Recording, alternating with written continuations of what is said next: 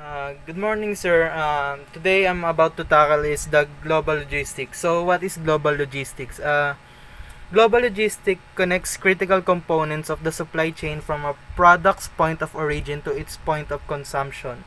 So, it's to ensure timely and efficient distribution of goods from producers to consumers.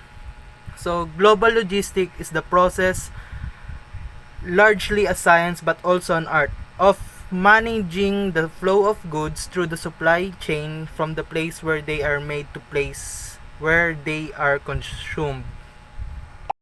So, what kind of companies operate in global logistic industry?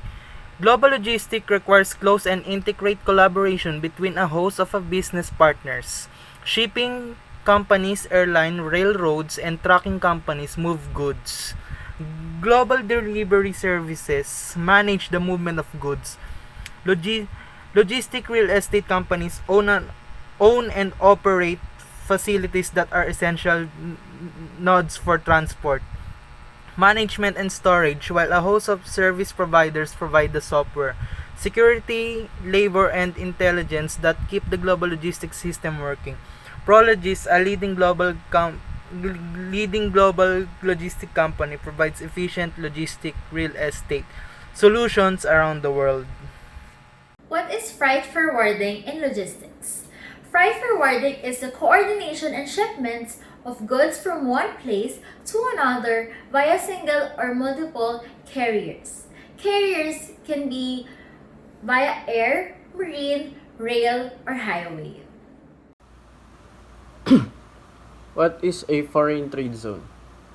It is a restricted access site in or adjacent to a customs port of entry but legally defined as outside the customs territory of the United States. It is also operated by the public or private corporation as authorized by the Foreign Trade Zone Board and under supervision of U.S. Customs and Border Protection. Foreign trade zones also have benefits. It leads to better inventory control and security lead to a better compliance with CBP requirements. Customs supervision may result in lower security and insurance costs.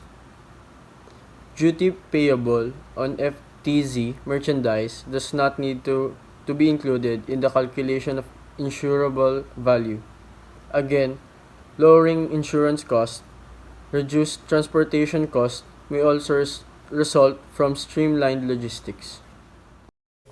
Good day, I'm Kakay Ferrer from MM2A and I will discuss about what reverse logistics is. So, reverse logistics may be defined as a process that involves moving goods from the customer back to the producer. For example, when the product is defective, the customer would definitely return the product and the manufacturing firm would organize the product's shipping for testing the product, repairing the product, recycling the product, or simply disposing the product. So, more precisely, reverse logistics is the process of moving goods from their typical final destination for the purpose of capturing value or proper disposal. Reverse logistics process. This is the process of moving goods from their typical final destination for the purpose of capturing value or proper disposal. Remanufacturing and refurbishing activities also may be included in the definition of reverse logistics. So what is remanufacturing and refurbishing? This is the significant portion of returns which are made because of damage or inaccuracies with the shipped product. This may have occurred in the warehouse prior to shipment and the damage went unnoticed until the product was delivered, or they may have happened in transit.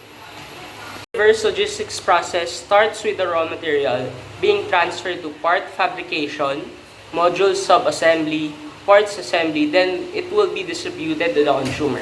The consumer then returned it to the distributors, then it will be collected by the manufacturers for the purpose of reusement, then it would be repaired, remanufactured, then it will be recycled to be reused again. In reverse logistics process, there are 5 categories of remanufacturing and refurbishing. Number 1, repair. Fixing applicable damages in order to reintegrate the inventory into the warehouse or the distribution chain for resale. Number 2, remanufacturing. Using new, repaired, or reused parts to build the product in order to meet the original product specifications and repairing or replacing obsolete or worn out components. Number 3, refurbishing. Improving old or outdated products to meet the manufacturer's new specifications and standards. Number 4, cannibalization.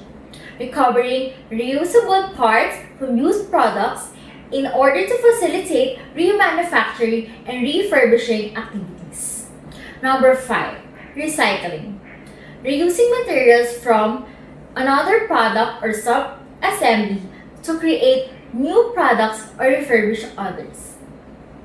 As you can see, in these categories of remanufacturing and refurbishing, it all involves fixing damages, reusing, improving, and recovering parts or products. It focuses more on transforming old products into new ones. So, there are 4 major benefits of reverse logistics. So, first is reduce administrative transportation and aftermarket support costs.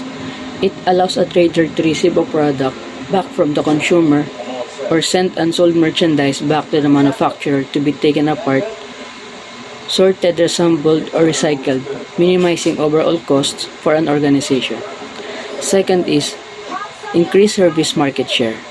It means that reverse logistics can be valuable in increasing product life cycles, supply chain complexity, maintainable practices, and consumer preferences, which have to be improved on maintain productivity and growth. The third one is higher achievement of sustainability goals, which means that more value can be extracted from used return goods instead of wasting manpower, time, and cost of raw materials involved the original supply chain. And lastly is greater customer service, higher retention levels. That improves customer satisfaction and loyalty by paying more attention to faulty goods and repairs of merchandise. Reverse logistics can include gaining feedback to make improvements and to improve the understanding of real reasons for product returns.